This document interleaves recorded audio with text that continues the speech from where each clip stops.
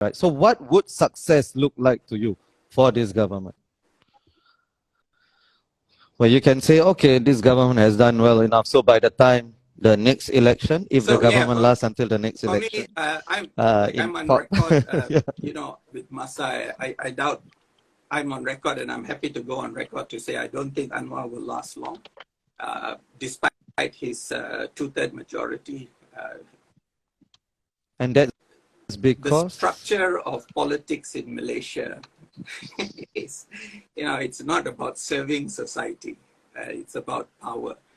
And there is a facade. I mean, we've seen the amount of betrayal, and then once the people leave, the kind of stories they tell. It's like, how did these guys ever sit next to each other, and how are they working together again? You know. So luckily, I didn't say that. I only say that he was screwed up. So for me, success, not for me, but success for this unity government is if they can reach, they can last until the next election, right? I think there is a there is an expectation that this unity government will crumble before 6 months.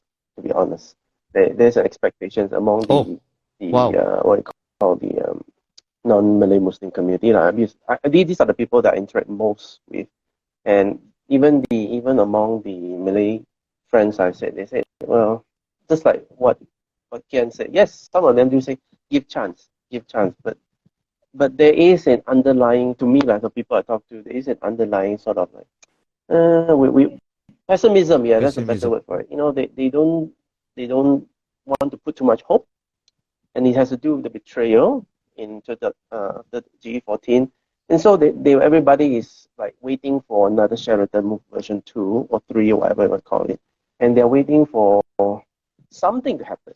You know, everybody's waiting for the other shoe to drop, to be honest.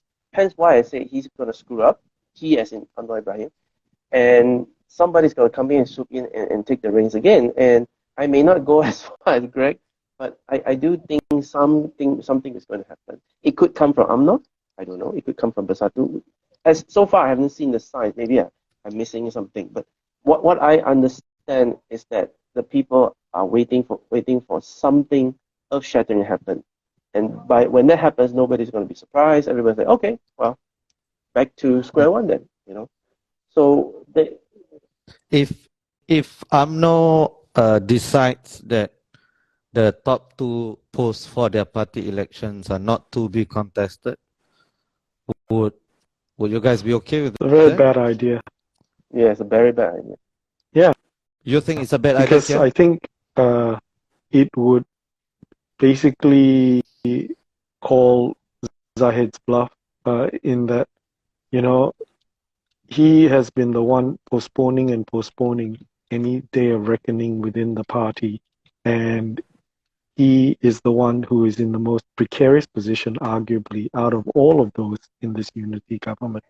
And he needs to gain some legitimacy. Don't forget, he only won his seat on what, 350 votes? Mm-hmm. Thereabout? Yeah. Mm-hmm. Barely, yeah? Barely. Mm-hmm. So he is really in no position to, you know, delay a contest. If anything, he should contest it. And perhaps, you know, in the tradition of many such government politicians, use his government position to ensure that he wins. And this is part of the game that these guys will have to play. But yes, definitely not contesting those positions, not a good idea, and definitely not good for stability of a unity government. Yep. And my point, so again, you know, structure, critical path dependence, critical juncture agency. All Malaysian political parties are undemocratic. Anwar, that's true. That's true. You know, there is absolutely no way to hold leaders accountable for failures at election. You know, in Australia, you don't do well, out you go. No matter how close you are, out you go. Yes. Malaysia, and this is where, to that earlier point I said, that after 60 years, these are the 6 best Malay Muslims Malaysia has to offer. It's a shame. And the problem is the political parties. The way they choose their leaders, how democratic those parties are, this is the basis of the problem.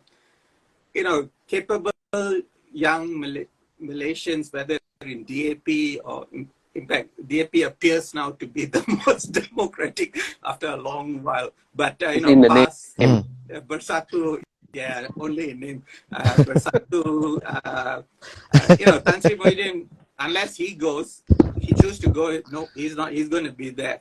Okay, Pejuang, Mahathir, okay. But, so this is so, you know, in some ways it's UMNO who started, or Mahathir who started this rot of, you know, holding on to power, and then, you know, destroyed, I think, many capable Malay leaders who could have come through UMNO. So, but brought up Anwar Ibrahim in that process, by the way. And then Don't forget that it was through making UMNO undemocratic that Anwar Ibrahim became the Anwar number will know 2. this, Yes. you know, how he just smashed everyone using resources, the media and so forth. And his team Wawasan is now one in Pejuang. Yeah. So if, Right. you know, this is a challenge for Anwar. If he wants to democratize Malaysia, and it's also the challenge to UMNO, you have to democratize UMNO, and then you have to democratize PKR.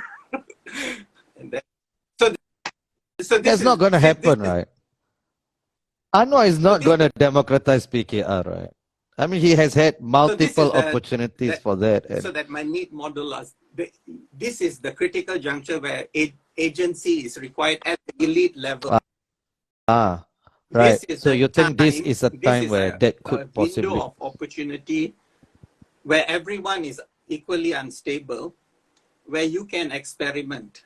So basically, fighting the rules of the game, so that we can all compete better. Okay, and it requires a collective effort. PAS, Bersatu.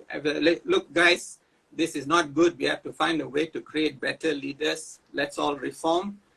Okay, and then we compete. So this is that moment. Whether they do it, that's history will tell us.